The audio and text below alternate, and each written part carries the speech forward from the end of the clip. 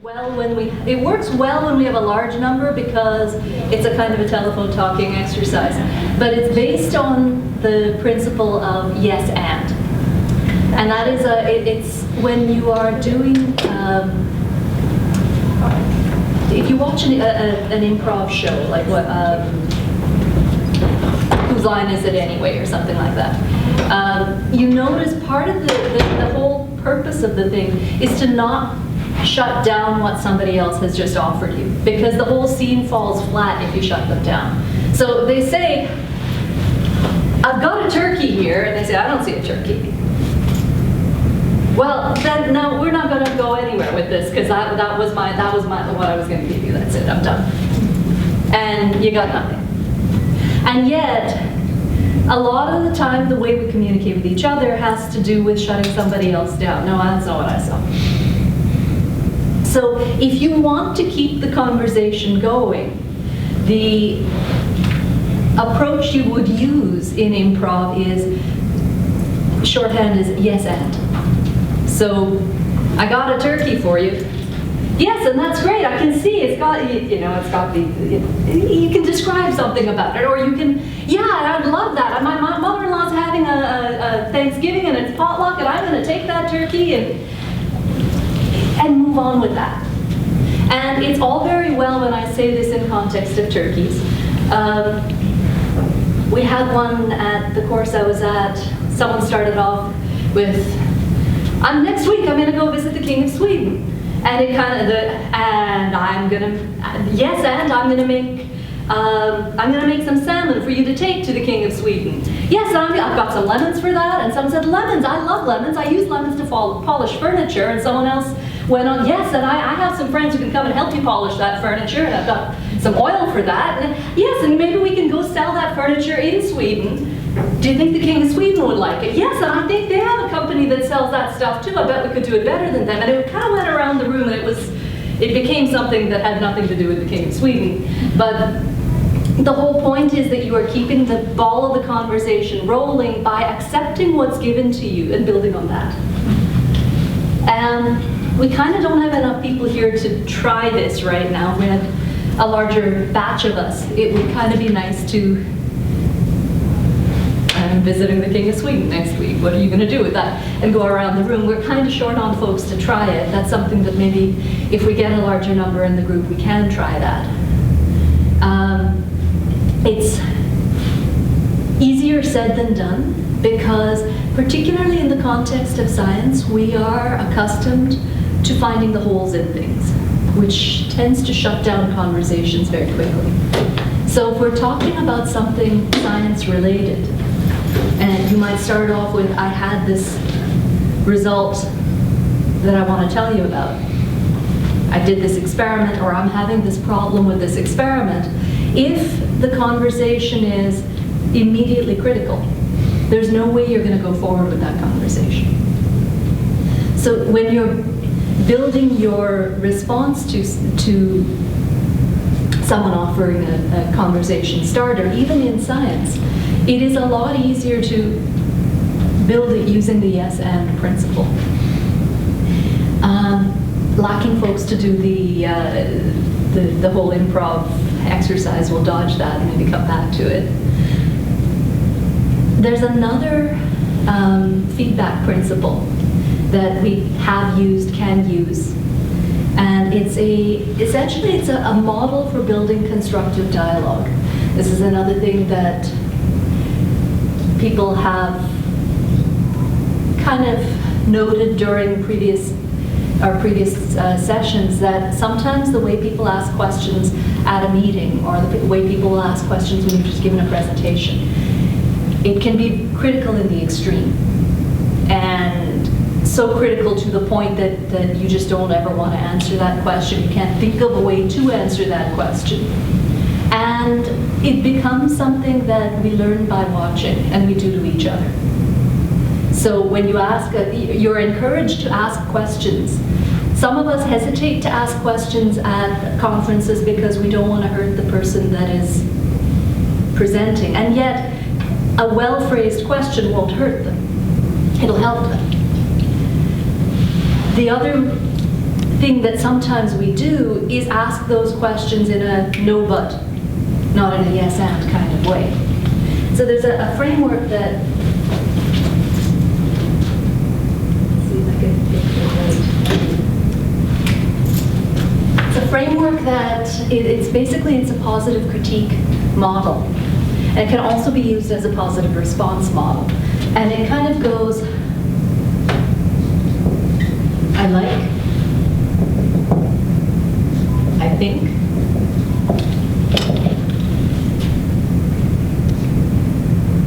I wish,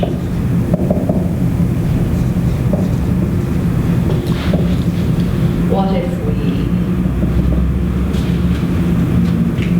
and if you don't necessarily set up your question exactly along these lines, but a well set up question contains these things.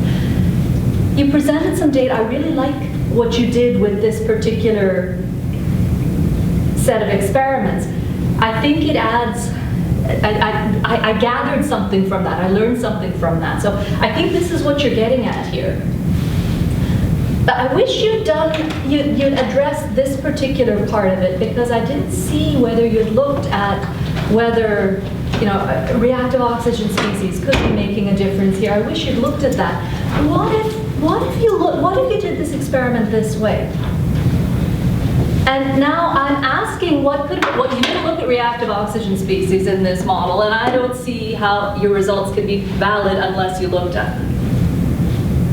Well, that sucks, and that just shut me down completely. But if I had received that question using a constructive critique model, even implicit, you don't have to go through the talking points, but they're in there as part of your thinking. So I like this. Made me think about this. I wish you'd done this. Could you do this? Or could you speculate on this? Or what if this happened? Couldn't you see the results a little differently? This model for asking a question then releases you from the feeling that you're about to go and try to torture somebody. You're not. You're giving them a yes and. So then the response to the question can actually use a lot of the same framework. Because how many times have you heard someone say when they get a question, that's a very good question? That's not all time filler. Some of that is, okay, while I'm saying that, my mouth is moving, my brain is thinking about what I'm going to say in response to your question. But you're also validating the question. So I like what you asked me. It's a good point. It made me think. And then this sort of speculative thing, I wish you'd done, I would like to have done this. I wish I had done this, because it would have been the logical next step. And so, it's a good question. I like what you asked me. I can see why you're asking that. That would have been the logical next step. We haven't gotten there yet, but if we have funding to take this project forward, that would be where I'd go with this. That is an answer to I got nothing, without actually saying, no, I got nothing on that. And it's spinning everything in a positive direction. And it allows the questioner to then take your speculation forward as a yes and. Yes, I could see you doing that. How about this? This would be nice. And all of this framing is to take some of the attack out of questioning, and then to take the defensiveness out of answering. Because what you're doing with this is it's positive engagement. You're trying to positively engage as a questioner, and you're trying to positively engage as the answerer of that question. Does this kind of make some logic? Like how can you see yourself using that?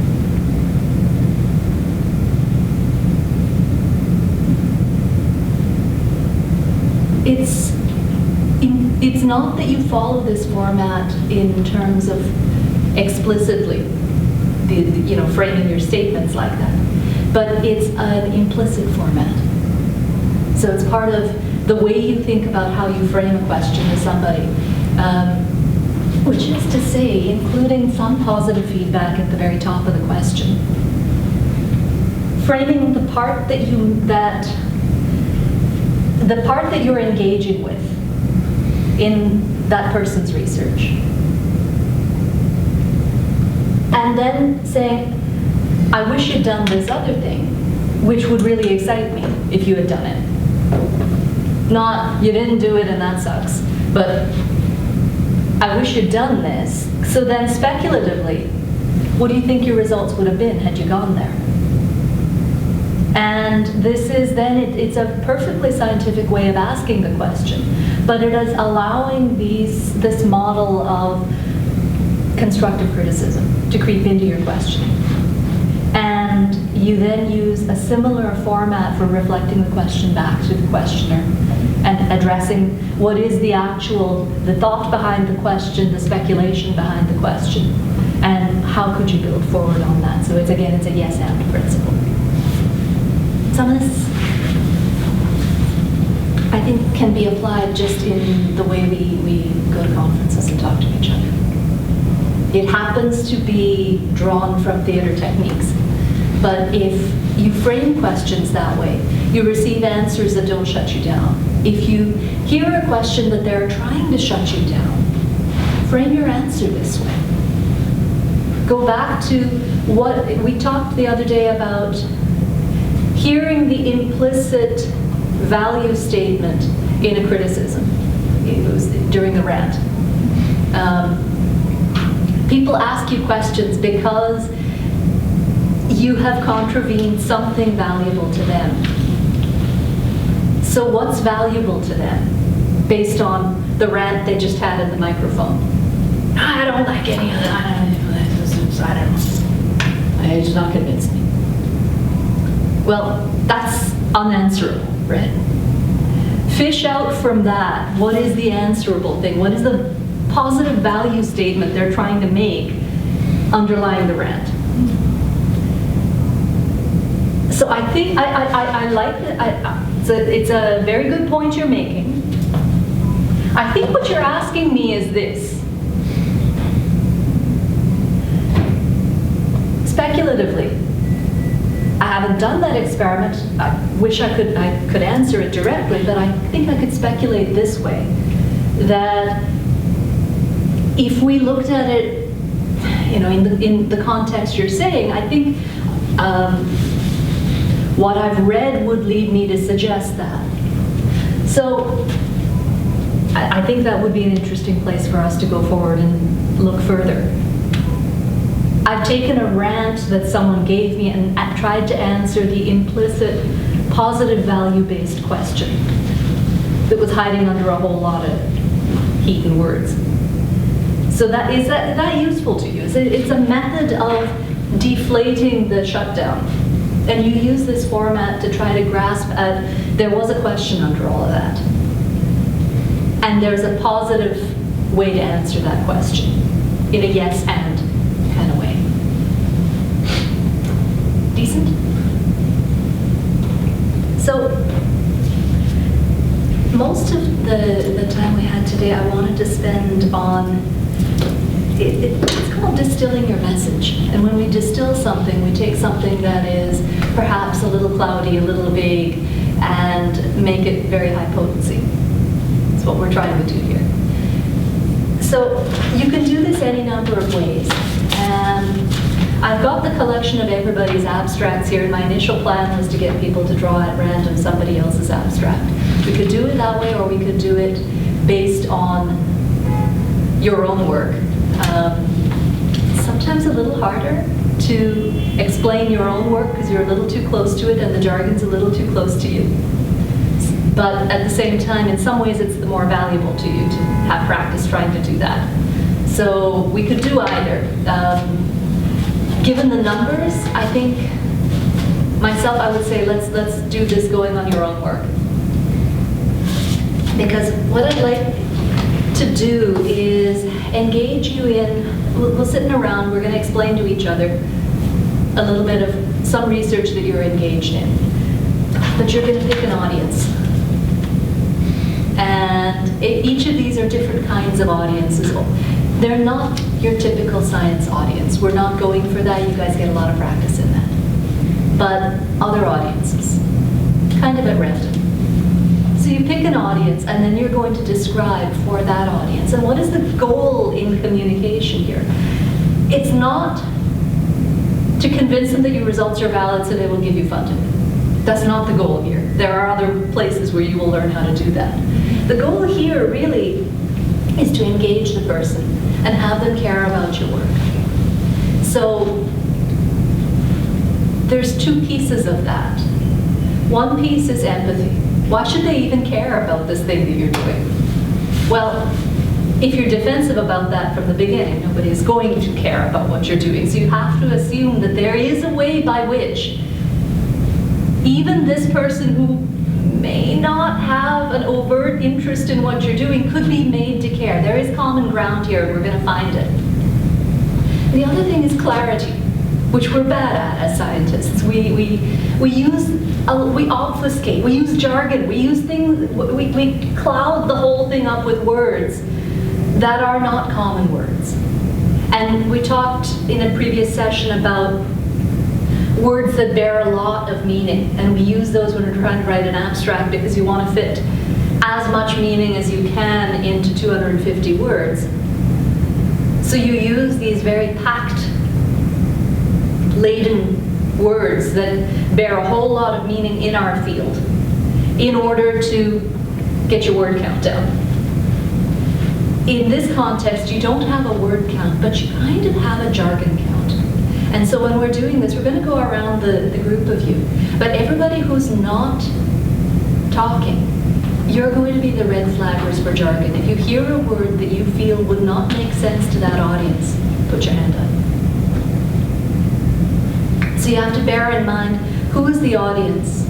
And you have to know your audience. Now, that means also you can't make any assumptions about what they know or don't know. So you might want to ask them questions. This is not a monologue, it's a conversation. So if you're describing something to somebody, your research you're describing, you can ask, do you know anything about asthma? Have you heard of babies being born with their guts up in their chest? You can ask questions, figure out, test a little bit, probe a little bit to figure out what their assumptions are before you fall into the trap of assuming what their assumptions are. So you're going to ask some questions, and also we talked the other day about how you create active engagement in your audience. The first thing if you ask questions within the first 20 seconds, people will go from sitting like this to sitting like this. You create active engagement. So it's probably a good thing in a conversation to not have a 20-second monologue at the top of your conversation, because by then whoever was previously going to have empathy for you, they now don't. So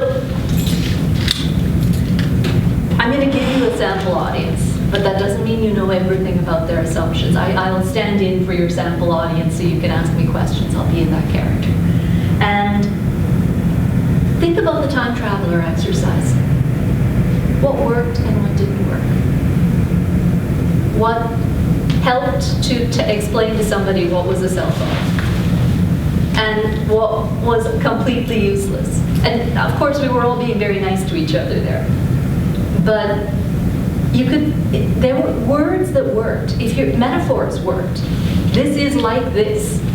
It's like a signal flag, except it's right here. You don't have to look up at the flag, it's right here. Well, that made sense to your time traveler because he came from a time when they used signal flags. It's the use of metaphor, and particularly vivid metaphor. Creating pictures with your words is really useful for communicating concepts that are very difficult. It is like this. It looks like this. These patients look like this. This is what it looks like inside their lungs. This is what I'm trying to investigate. We're trying to make that better.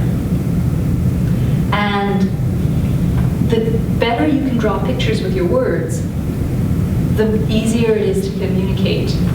We did an exercise in which we were split into groups, and one person is given a photograph. It was a photograph of a castle, different castles. And you get the photograph and you have to describe it to your colleague in words vivid enough that they can draw it. And so the question was, how close was their drawing to the picture that you're going from?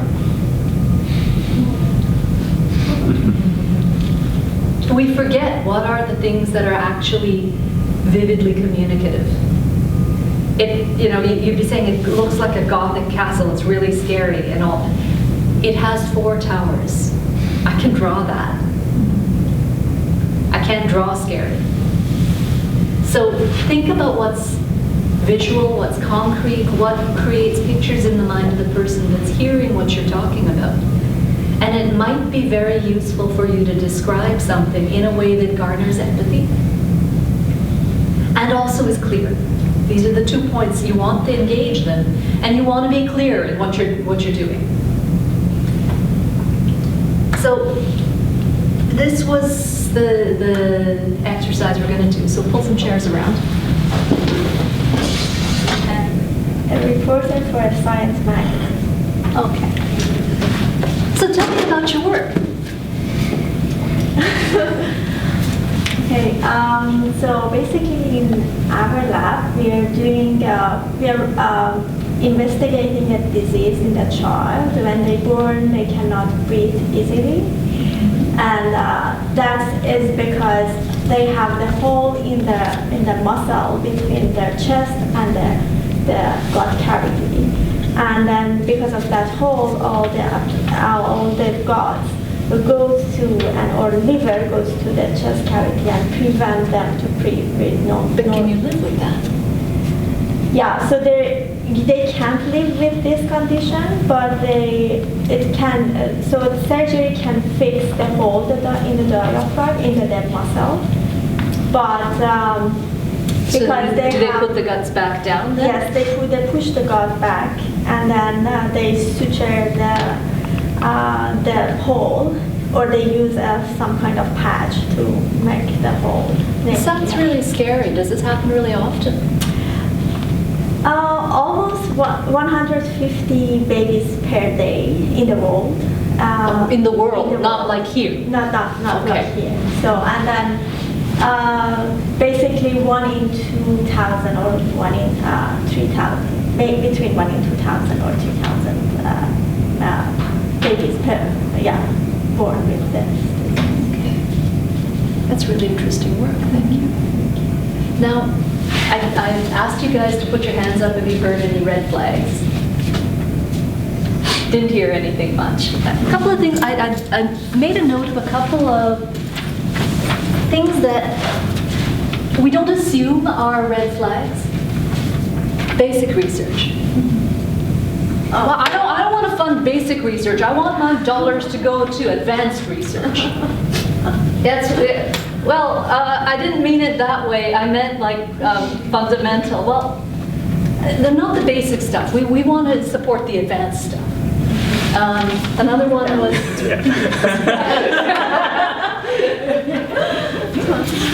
negative results. The doctor told me my results were negative. I'm really sad about that. Yeah. Because you know what? I mean, I'm not a positive person, but I don't like the. Or I talked to the cancer doc, and he said my disease is progressive, so I guess that's a good thing.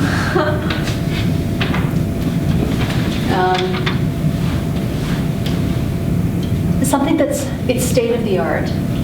This was a bugbear because if it's state of the art, what do you understand from that?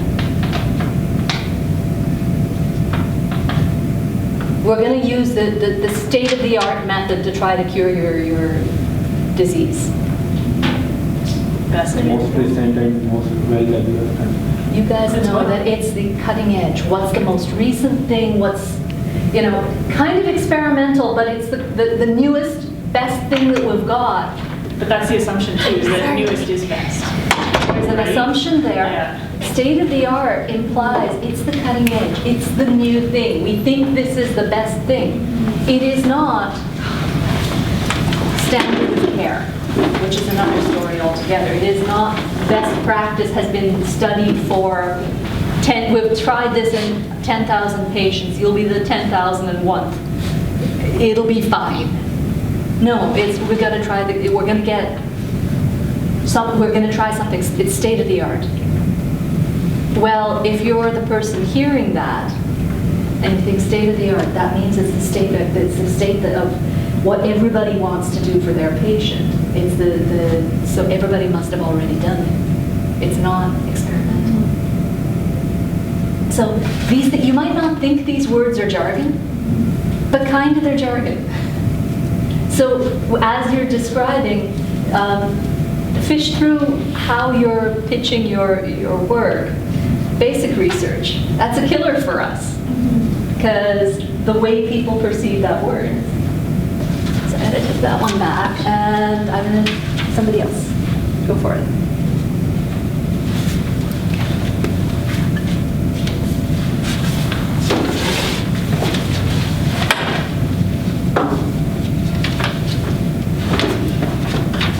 Who are you talking to? Your member of parliament who sits on the science committee but believes Earth is 6,000 years old. Oh, have fun with that.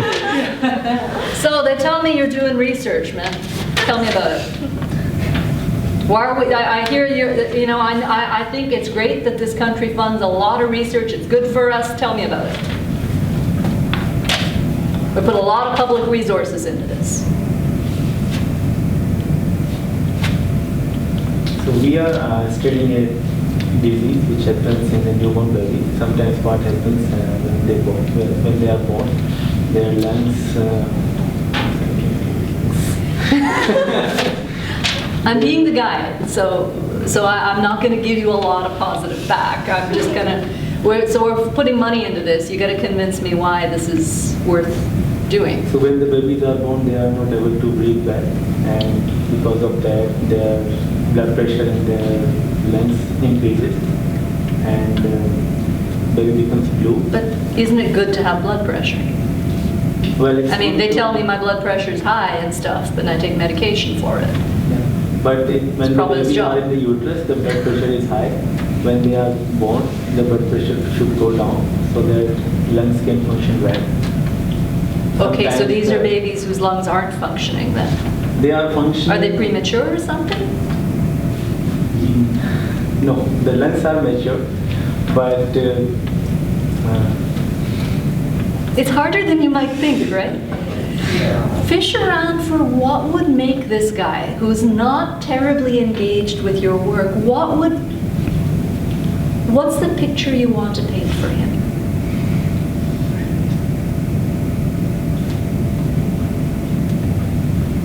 Can you think of anything that would give it to him right away? Everybody knows the tension associated with when babies are going to be born. Bad kids, you're not sure everything's going to turn out okay. So engage him on that. You have children. Do you know what you know what it's like to wait when they're born to see whether they're going to be healthy or not. So, because he's sitting here like this, he's waiting for you to hit him with some science and tech stuff, and it'll be all evolution, and he doesn't believe in it. So, what's going to cut to his heartstrings right away? Well, you have to have kids. So, can we talk about this? This is a disease that happens when babies are born, and you know what it's like when you're waiting. They're born. You're waiting for them to take a breath. And it feels like forever. But what if they didn't? You heard about blue babies? Oh yeah, I heard about that. Well, the disease we're treating is blue babies. Babies that can't get oxygen in on their first breath, so they never get pink, they stay blue. You know how scary it is to wait for them to go pink when they breathe. These ones don't. Engage on that level, Now he's like, oh, that's really bad. That's really bad. What are you guys going to do about it? That's really scary. I remember when my son was born. I thought it took forever for him to take that breath. It felt like an age. What are you guys doing about it? Now you've got him. Now you can tell him about your story. But until you've got him, he's here. Does that help a little Start bit? with some bond formation, something Yes, like yes, because you know your audience here. Your audience is not intrinsically interested in empathy with your topic. Whereas your audience was a reporter. They want to ask questions and get to the bottom of the thing that you're, so what would be the thing that the general public would find the coolest about that? And your reporter was kind of going for, and then the guts, they have to pull them down from the chest into the, and stuff them all back down. That's cool, that's neat surgery. And people will love reading about that, so I'm going to ask you questions about that. Whereas your audience is not coming there with the intent to engage. They're thinking, this costs a lot of money, this science and tech stuff. So the posture is different, the engagement is different. You need to draw them in. So how are you going to approach that? Simple words. You were doing that. But engaged. And how are you going to get this guy who's really interested in the country's pocketbook to go, to hell with the pocketbook? This is important. You have to find some element of what you do. And with your work, it so happens it's a little bit easy to do that because babies. You got me there. But that's the case with every research topic. Because if you think about what is fundamental about fundamental is Shyamala. Very expensive sign. Shatterproof. We're supposed to be childproof here. We're not necessarily childproof. Define what is the fundamental thing about your work that will create an emotional response in that person. So it's okay to use empathy in that way based on your audience? Yes. Okay. And there are two things here. You have to know your audience and you have to know your goal. You have to have one. Pick a goal when you start this conversation. You can't try to tell them everything. So what's the thing that you want them to know? What's your goal in this conversation? And then how are you going to engage them? And engaging them depends on knowing your audience. And if you don't quite know your audience, probe them with a couple of questions. If you find something that some common ground, and in this particular case, there's common ground that you know you can talk to them about. And even if they don't have kids, they have nieces and nephews. They have somebody, they know this. This is universal, it's humanity. So in your case, you know that there's a hook that you can engage this person on, even when they're coming here with this, so what are you trying to sell me? It's a hard audience, but you need to find the way to get them out of that unengaged, somewhat defensive, you're going to talk to me about stem cells and my blood pressure is going to go up.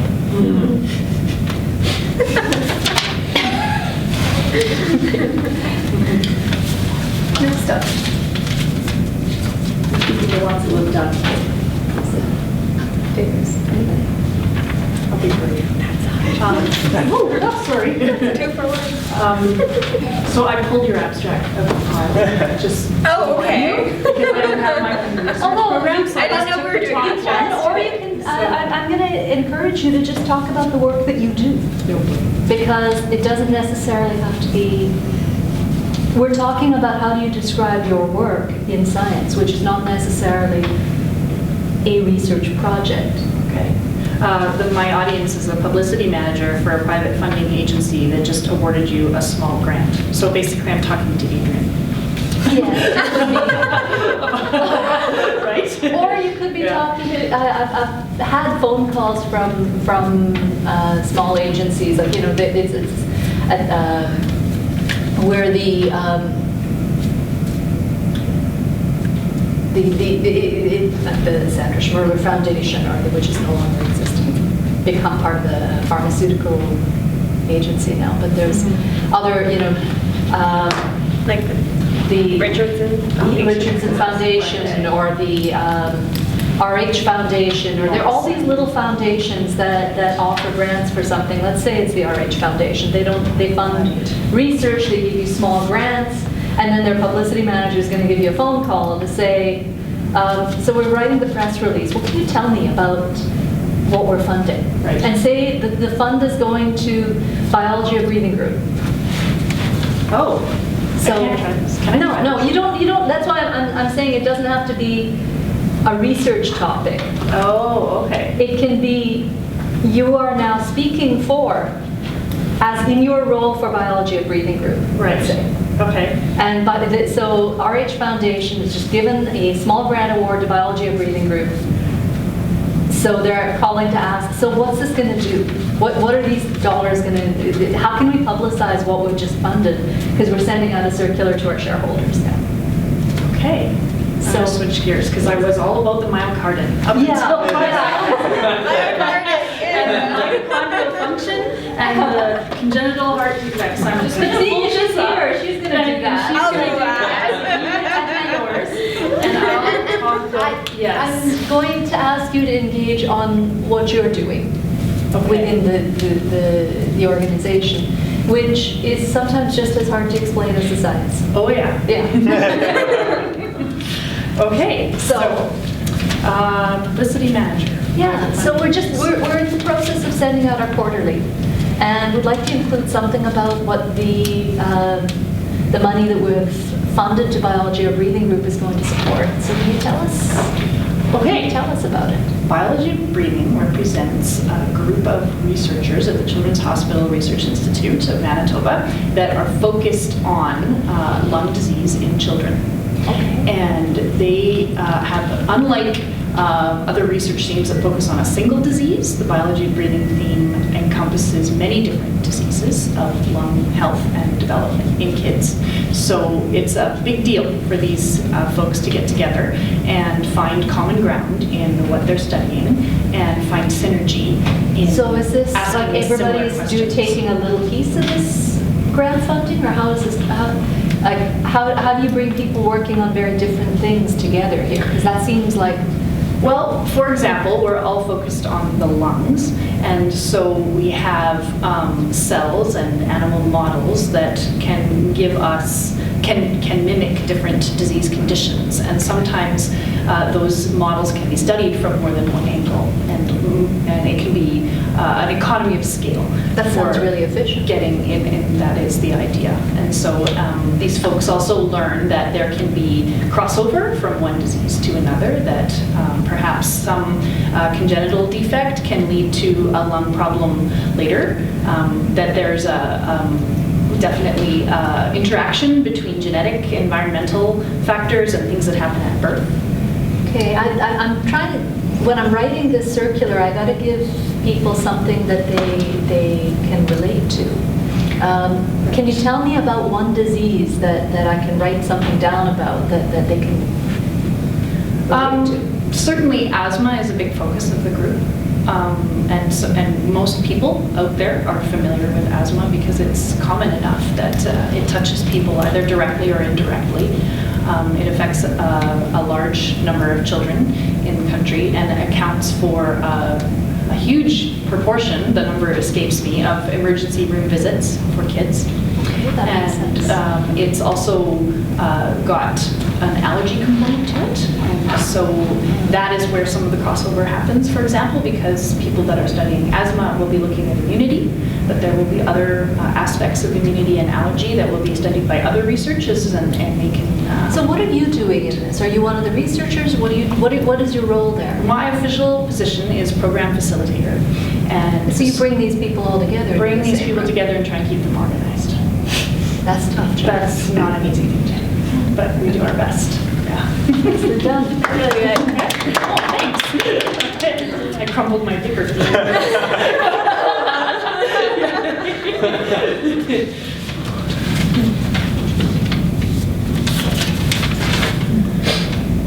If you got the same one as somebody already did, then Yeah, it's the same one. The publicity manager for a private funding agency. we just did that, we so, just did. yeah, pick a different.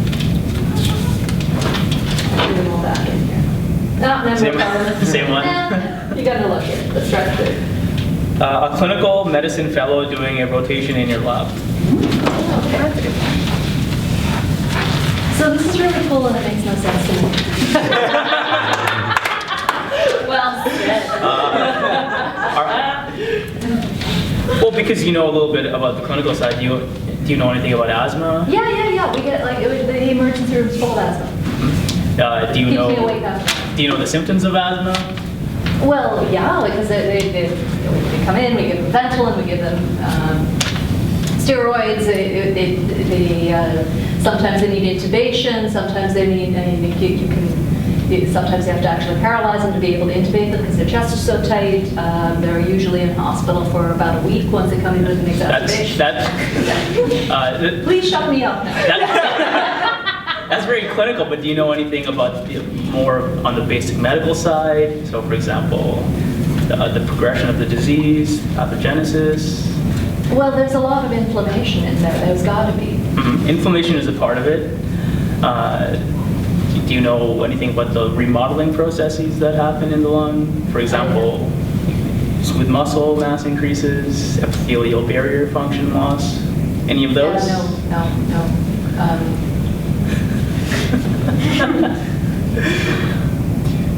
No? Okay. So in our lab, we study lung remodeling and how it can pertain to asthma. Okay.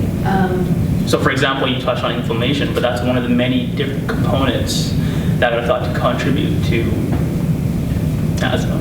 Okay, so like, is this a phase 3 trial level yet? No, this is very, very basic. Okay. There's that word again. Don't use that word. So, is this going to change the way I practice? It may. I'm throwing out the lifelines here. Why do I need to care about this? Because he didn't understand the remodeling. And you didn't then explain it to him. So what is remodeling? So, like, what do you mean by that? Well, remodeling are these actual changes in the lungs that is observable. So an increase in smooth muscle mass, epithelial barrier loss, change in ECM protein. Okay.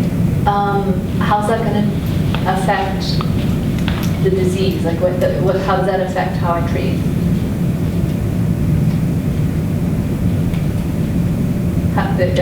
Yeah, you got me. What you're trying to get at is, I mean, my husband's a clinician, he works in the ER, I get a whole lot of, so are you at phase 3 trials yet?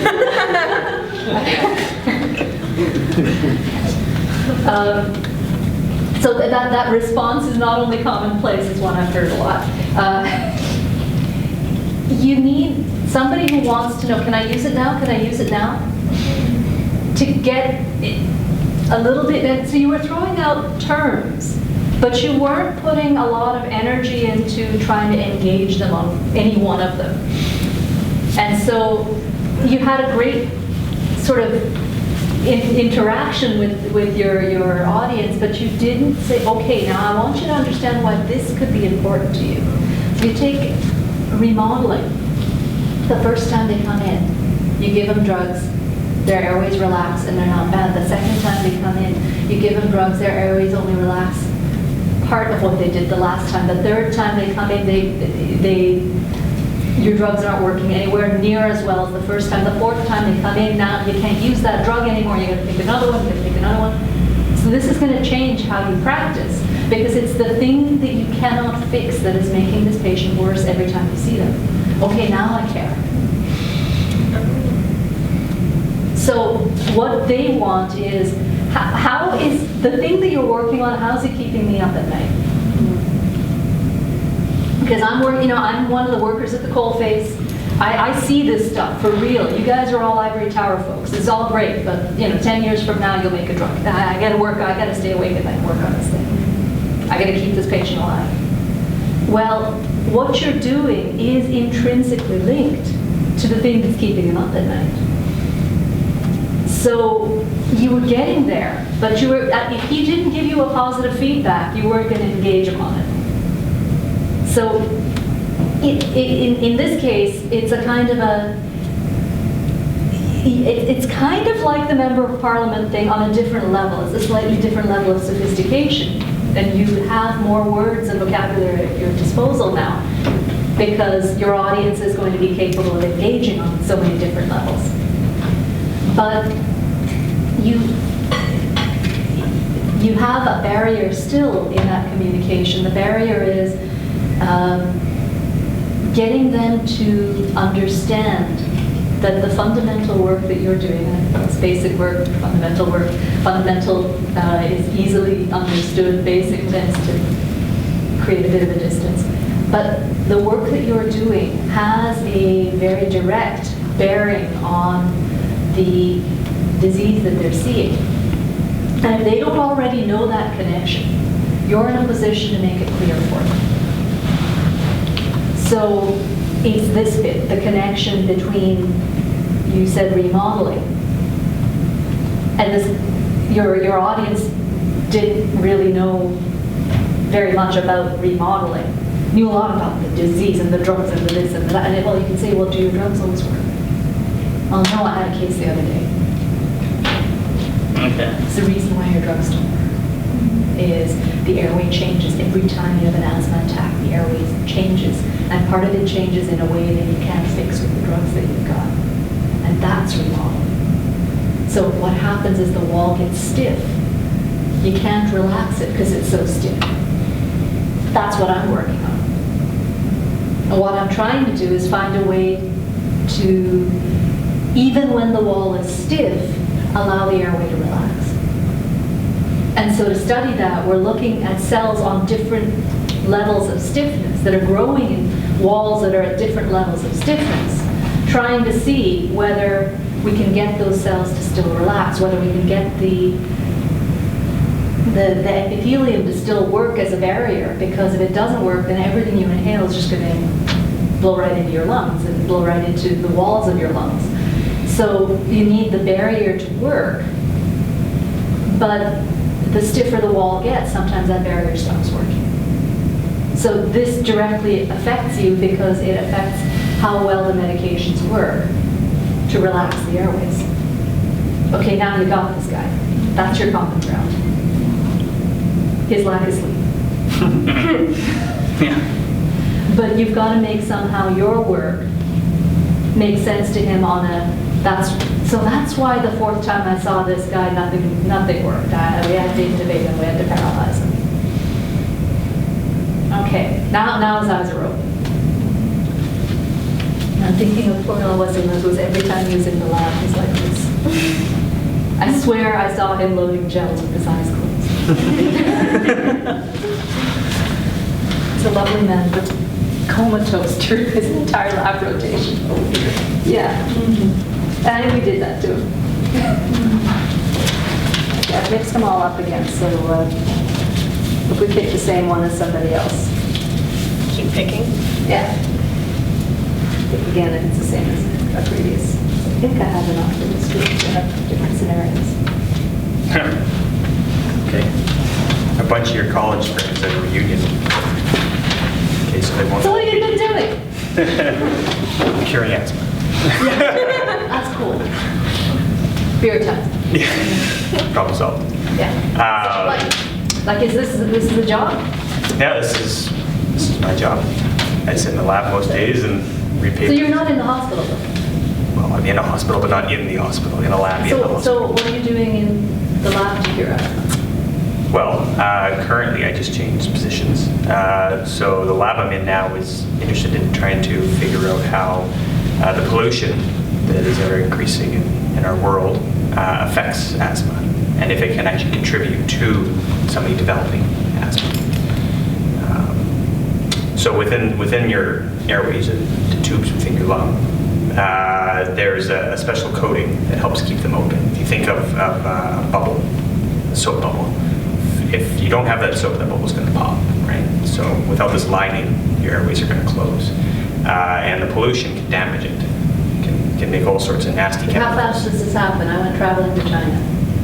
You're probably safe, but if you're in an area where pollution is I've been in present, Toronto some days, like you can't see anything. yeah, that's bad. If you bike to work every day along the highway, or Biking if behind a bus. biking behind a bus or a big diesel truck, or if you're somebody who works in a factory that has a lot of So should we be fumes. wearing the masks? I see people doing that. Yeah, Does that help? I don't know. It might, but it might look kind of strange Little doing dorky? it. Little dorky. Yeah. Yeah, probably couldn't drink a beer with it. No. No. But we're trying to figure out how it affects over multiple exposures, because inhaling it once is probably not going to do much to you, but over the course of your lifetime in Toronto, biking to work 5, 6, I don't know how many days a week you're going to work if you work, but so while we might not be able to stop the pollution and Well, shouldn't we? Like, well, what We you're should. saying is kind of scary. So should, like, can you like, shouldn't you be talking to industry people or something? Is it, like, this is kind of scary.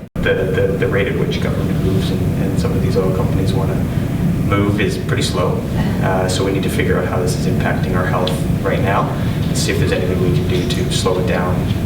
So, like, shouldn't you be talking to, like, these environmental folks, like the Greenpeace people or something like that? Like, because this is what you're talking about is kind of scary. We engage them. We try to engage them, but I'm here and got invited to the reunion. So, but yeah. But yeah, you're right. We do need to engage at multiple levels of the government and protection agencies. And Is that kind of what you get to do now? I don't. No, I'm kind of the foot soldier, trying to churn out the data and the results that are going to prove to these people that this is an important matter and this is something that we need to address. That's a really cool job. Yeah, not bad. Nicely done. The thing that really made the connection, I think, was the hook for you is the pollution angle. Mm-hmm. Because that's something that everybody has a level of engagement in, everybody who's traveled around or bikes to work, or those things that actually, it catches people where they live. Mm-hmm. And so you've got some engagement right away. And I had to ask you some questions to get you going. Mm-hmm. And that, in part, because you're searching for how are you going to tackle this. Mm-hmm. If the questions came from you rather than the questions came from me, then you might get the conversation going a little faster. Yeah. Because if that next round of beer came, then I wasn't going to ask you another No. question. Yeah. So it's okay to like probe whoever you're speaking Yes, to. and I think like it's how important. we did it. Yeah, I think it's Right? important to do it because questions engage the audience, and it also allows you to figure out a little bit of what drives the person that you're talking to. If you don't get an initial, immediate level of interaction, what's your common ground? And if you can find some common ground on which to build this, the faster you find it, the easier it is for you in the rest of that conversation. I've done that often where I'm explaining my research to like people outside of science, and then right away they're like, oh, so how does this work? And how does that work? And I'm like, wait, let me explain this first before I get there. Yeah. And it, like when I ask them questions, it really helps them. That they get It pulled focuses in. them because you've got a goal in this communication, and their goal, they don't know what your goal is. In this. They're usually They're going to be just, like, asking all kinds of stuff. It's a big one. It's the same as we've already had, but we've had that one. I did pull them all out, and I probably should, but. The union, we just got that one. That one's, okay. Like I'm always at the Okay, your prospective in-laws. Oh, The first time you're meeting them. oh. First time.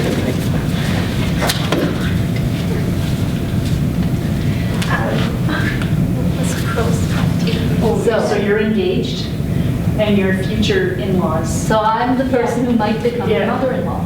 Right. Welcome to. It's so nice to have He says you do some amazing stuff at work. Tell me about it. Okay, my work, I'm a neonatologist. I work with to take care of the small babies. Okay. There are some babies they got premature.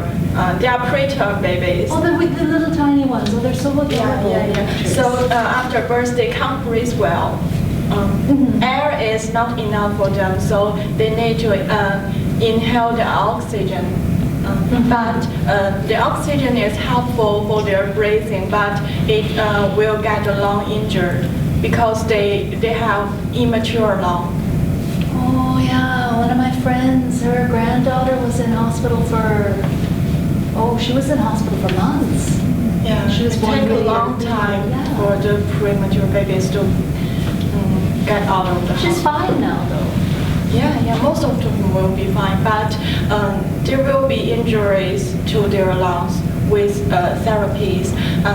Then what I do is focus on how this happens, the mechanism of this happens, and what we'll do to release the oxygen injury. Well then why don't they just stop giving them oxygen? If it's causing all this Because injury. oxygen is necessary to keep them alive. Okay, so they needed to keep alive, but it's still hurting them. Yeah, some side effects. Okay, I get side effects. I take blood pressure pills. But is what you're doing something that they do in the hospital then? Is that? No. I just work in the lab to do some experiment on rats. Oh, to okay. I build thought you a were model. experimenting on the little babies, and I was getting really scared. Because no. No,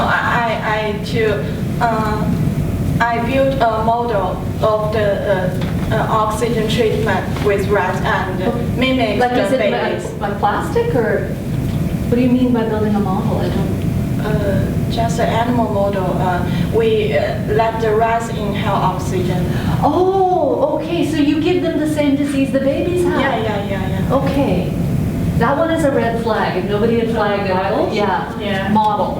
Because it's a term we use a lot and nobody gets. So when we say I build a model, that's fabulous. If you're thinking of they're thinking Lego. Picture, airplane. Yes.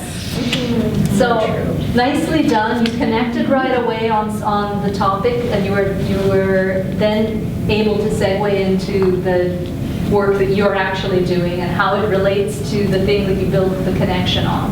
So I think your mother-in-law is very impressed. My turn. So I was going to ask, what are some good ways to replace basic with when you're explaining? I use fundamental. a lot. Fundamental, okay. There are other ways you can talk about molecular research. You can talk about the different words you can use. We've done this one before. I'm sure. Should I just take them all since I'm the last one? Yeah. Okay. Take them all. Pick one. MP. You did the NP. But because I'm not sure if if we had a larger group, it was just going to be, you're going to get what you get. The non-STEM professor on your faculty recruitment committee. Yeah, try that one. The non-STEM, like stem cell research? No, the Or is it STEM science, technology. So they're the non-science person on your faculty recruitment committee. So I'm from anthropology. Okay, and your faculty recruitment So if committee, you're first, for me to get a job? Yes, Oh, you're applying for a job at this university. There are a number of people on your recruitment committee, and I'm from anthropology, so. Anthropology. Like there. I'm interested in your work, but I'm sure I'm not going to get this. Okay, that's okay. It's my job to explain to you what I do and make sure you understand what my research is all about. So my lab just recently identified a new genetic pathway that is actually conserved in different muscle types. So that includes your skeletal muscle, your smooth muscle that lines your arteries, and cardiac muscle cells. So the cardiac, so that's where my interest goes into for this research. So medicine has evolved over the decades, as you must know, based on your background. But babies are... I talk about evolution over thousands of years. I don't think medicine talks in that time. Not in that time, that's why I said decades. But babies are still born with congenital heart defects, and that's still a problem today. I think in Canada, about 1 out of 10 babies are born with congenital heart defects, and it's actually the leading cause of infant mortality worldwide. So it's a really big problem that we, people in medicine, still face. Now, even though there's multiple surgeries to correct these issues, it still remains as a big problem, and it's because we still fail to understand what's happening on the developmental pathway. So what happens is these cardiac cells, right, that make your heart beat and make your heart pump and deliver blood all over to all parts of your body, these cells end up dying through a process, which is what I'm looking at. So you're looking at the process by which the heart cells die? Yes, and we want to reverse this process. And so the way to do this is to understand... Heart attacks, or...? That's a really good question. So what happens with respect to that is these kids, even though they have, say, a pacemaker put in or surgical repair, right? Kids so are having heart attacks? Yeah, no, kids are not having heart attacks. Okay, so then these kids, they start to age and increase their lifespan because surgeries have been advanced so far in medicine, right, over the 20, 30 years. But what happens is sometimes, you hear athletes dying of heart attacks, or children having heart attacks really young, like in their teenage years or like early adult years. Okay, so these are kids that wouldn't have survived except surgery allows them to. It allows them to live longer and have a better life. But what happens is this can lead them to developing heart failure later on in their life. And that's what I want to help prevent. And I can do that by studying the genes and the molecular proteins that are interacting with each other. And so I'm looking at a specific pathway, and we found that this little molecule, that if you increase it, it can help protect the cells from dying. So that's what I'm currently looking at. That sounds nice. Yeah, and it's okay, do I keep going? Nicely done. You engaged right away. Yeah. You were asking some questions to engage. And also, you were pitching it at a level that didn't assume that the person listening has no vocabulary. So, yeah, I mean, you picked words that were sort of in between words. They're not, I'm talking to somebody who knows absolutely nothing about this, but they're not, you're not using jargon words. And so I could see your selections of words were appropriate for the context, because you don't want to make someone feel like you're talking down to them. And so you manage that nicely, and also a lot of enthusiasm, which makes sense in context of this is a job interview. And I always like that. yeah. And so if you're trying to convince somebody to hire you on faculty and that person doesn't know your subject area, your selling point is your enthusiasm. And what I got out of that was I may not know why this is important, but you built a vivid enough picture for me to kind of figure out where you were there, what you were trying to get at. And then everything else went on your enthusiasm. And I could buy right in. I've had a lot of practice just with explaining it to like friends that aren't in science, and I'm always like trying to figure out ways to deliver really it. Useful. Yeah, you really it's have like to practice this. It's not an easy thing, and particularly with those who did this at the top of the session probably had a harder job than as we went along, because you'd seen what worked and what didn't work. This is something you really have to practice, and it's worth practicing it to different people, because you get a little bit of a sense of what words you can use, what words you can't use. If you can't use a word, what's a better word to put in its place? And how do you find the right tone? So you don't want to make someone feel like you think they're stupid, but you don't want to throw so many words at them that they feel stupid. So at what level do you pitch it? And what kinds of questions can you ask that let you know where to pitch it? Maybe you need to come in, to begin with, it's going to be a real overview kind of big picture thing, and then I'm going to calm down, this molecule I'm really interested in. But what's the common ground you have with them that you can build this on? And what tools do you have in terms of asking questions that allows you to find the common ground? Useful? Mm-hmm. I'm in a politics, I'm already way late. But thanks, guys. Thank you.